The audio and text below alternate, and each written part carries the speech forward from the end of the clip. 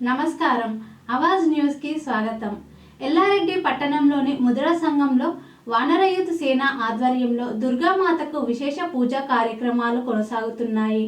నవరాత్రుల 7వ రోజు అమ్మవారికి ఘనంగా కుంకుమార్చన మరియు ప్రత్యేక పూజలు నిర్వహించారు. ఈ సందర్భంగా భక్తులు అధిక సంఖ్యలో పాల్గొని అమ్మవారిని దర్శించుకున్నారు. పూజా కార్యక్రమాల్లో ముద్రా సంఘం నాయకులు కూడా పాల్గొని భక్తులతో కలిసి మాతకు మొక్కులు చెల్లించారు.